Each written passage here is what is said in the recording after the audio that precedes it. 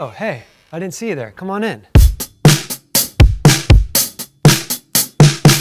My name is Mikey Reaves, aka Dr. Michael J. Rumble, Groove Doctor. Welcome to my spot.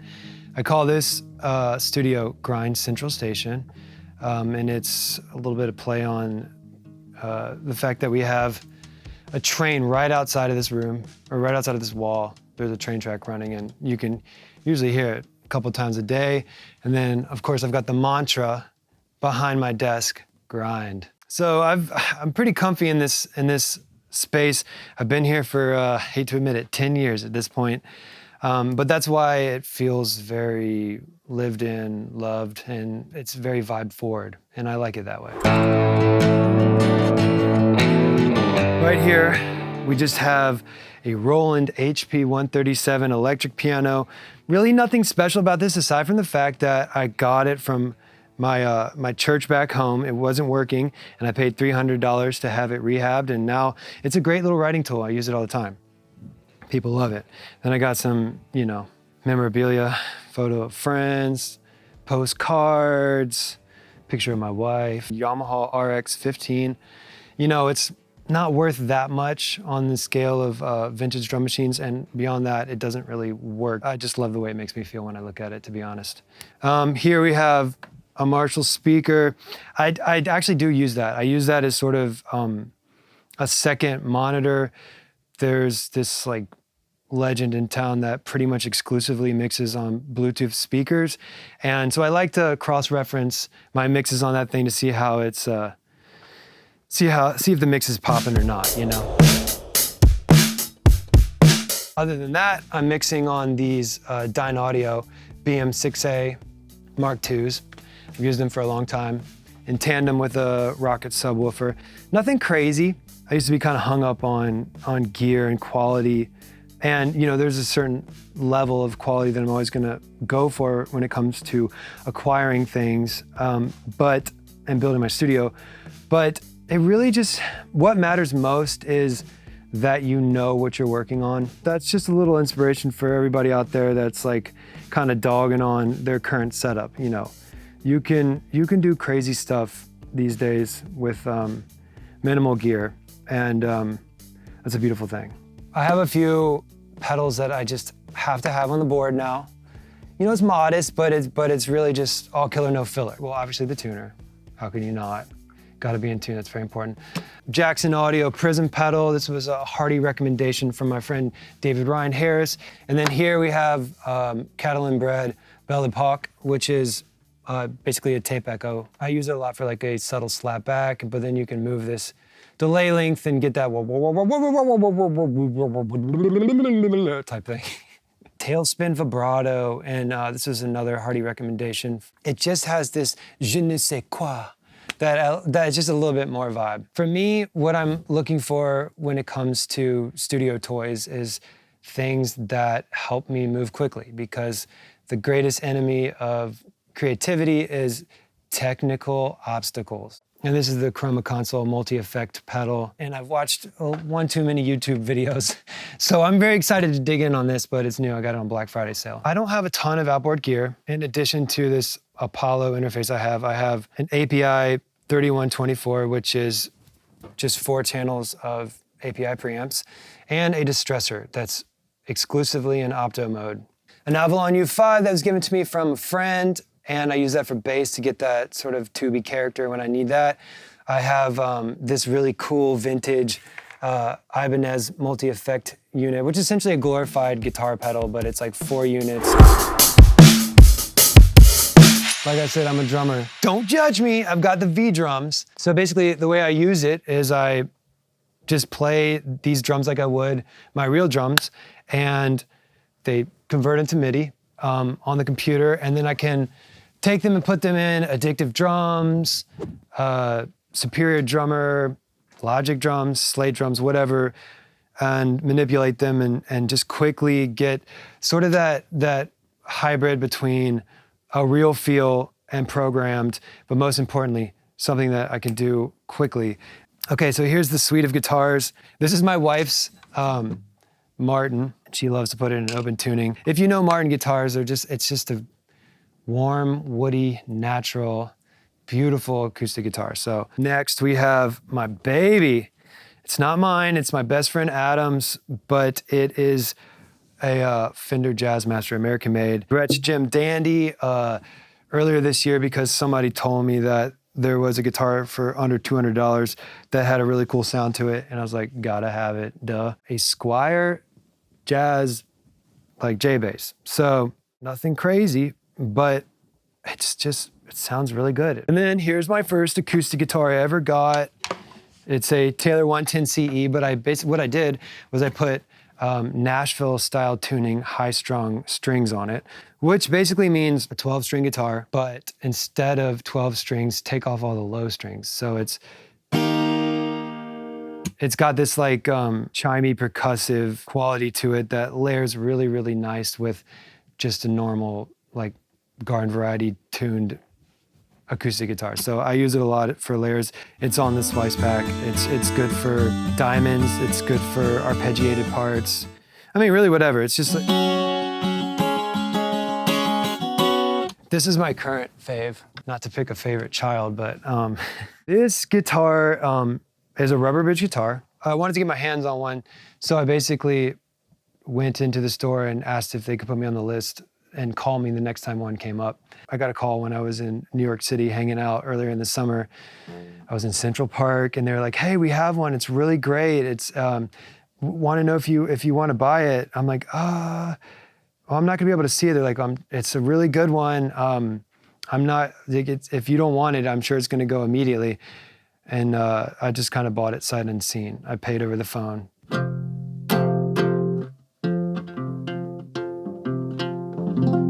It has a really cool sound to it. It sounds great.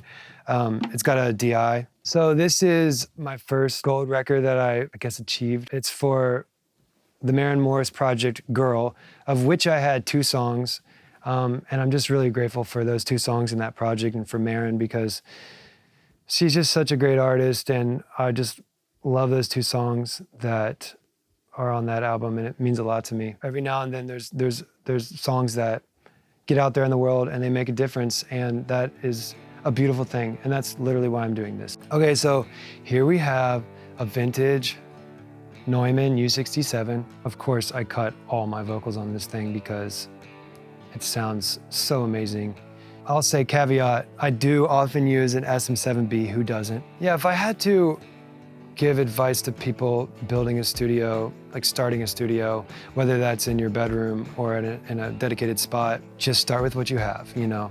Just know that people have made crazy shit on the most modest gear. What matters is what you're bringing to it. I mean, and if you're like a really young creator out there that honestly doesn't have much at all, you can use your phone to record guitars and record vocals. And I know that sounds kind of crazy, but like, it has been done on a big level before. So there's just so many ways to assemble great production and music, and you don't have to get hung up in the gear. Like sometimes that can hold you back and it's really a distraction, and it's really not about that. Right now I'm gonna use this second feature in Splice Create, which is in beta mode right at this moment, but I'm excited to try it with my own loop that I might have or might not have made for my own Splice pack. Hint, hint. Check it out, Mikey's Country Mojo and Spices coming to you. Yeah, so I'm gonna take one of my drum loops and see what it does. Okay, I'm dragging that in, I'm checking the box. Okay, yeah, I can confirm that the loop is indeed drums, and the genre I'm shooting for is country. Suggest layers for me, baby, let's go.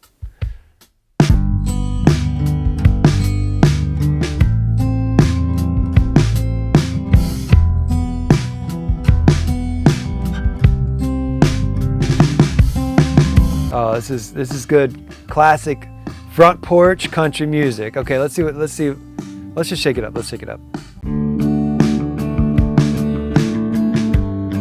Oh, it gave me, okay. Here we go. I like that. Okay, let's see, all right. This is beautiful because this is something, I don't even have to mess with this. So I'm just going to save this and export it and throw it in a track. And Laid Back Secret, yeah, that's a cool name for it. I love these auto-generated names for these. Save to my stacks, Laid Back Secret, few samples, export, stems. These are gonna be the stems that are tailored to fit exactly what happened in the create session.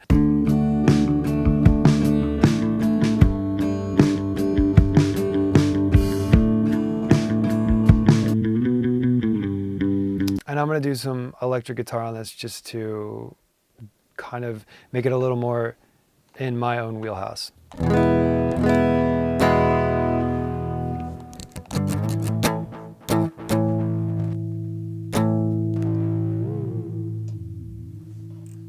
I'm just trying to do something quick.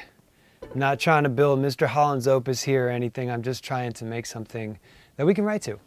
And then we'll take it from there, because that's what it's all about.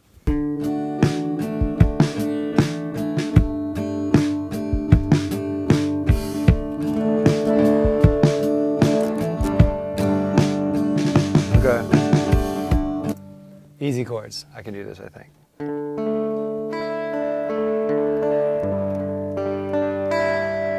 Something arpeggiated like that could be cool. I have nobody to tell me it's not cool, so let's just go with it, right? It's all about trusting your sauce. To thine own sauce be true. That's one of my mottos.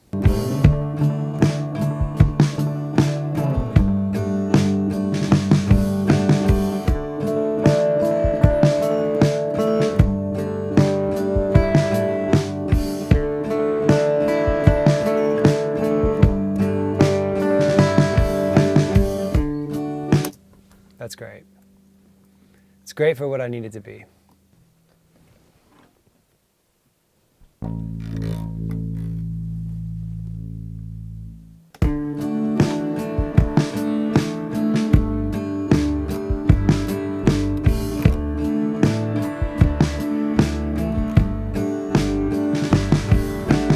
little nudgeroo and a little loop-ski-doo.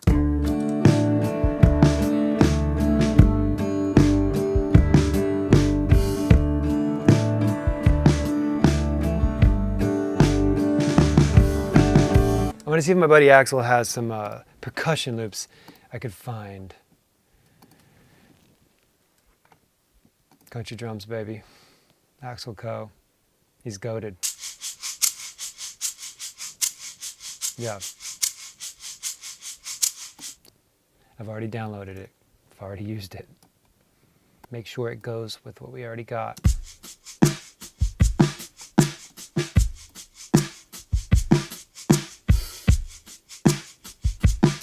Fits like a handmade glove. All right, that's cool.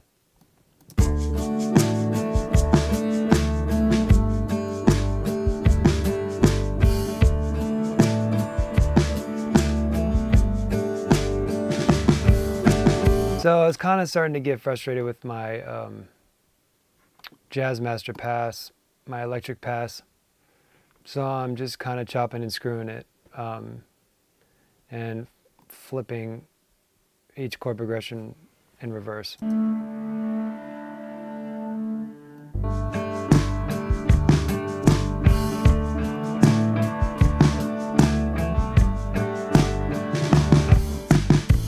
gonna use it more as kind of like an ambient layer, you know, less of like a part that I originally intended it to be.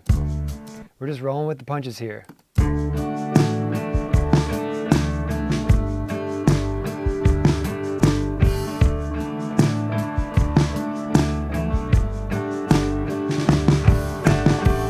I'm gonna put the headphones on and do some rhythm passes.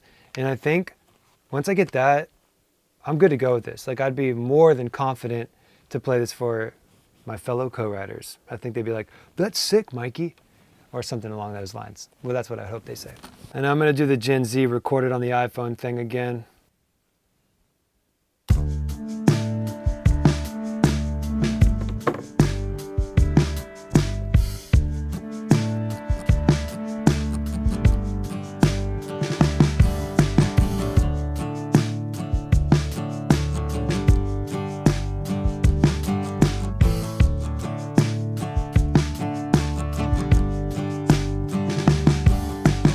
I bet I could come up with another part that, so if I was,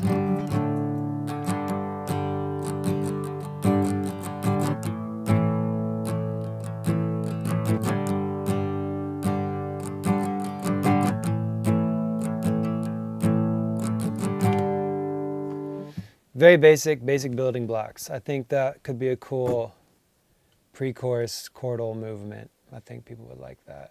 Let's try that.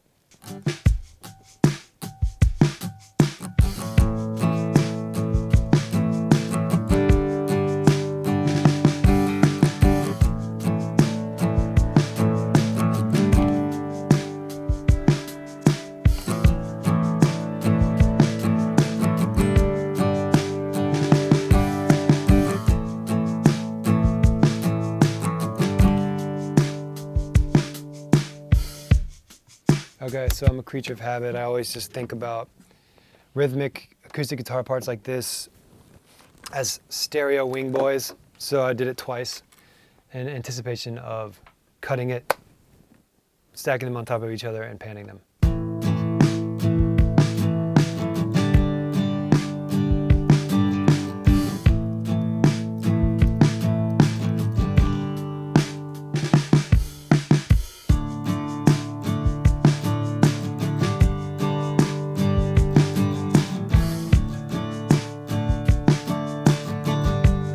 Cool. Let's just take a look at these original building blocks we were using, see if they fit in too.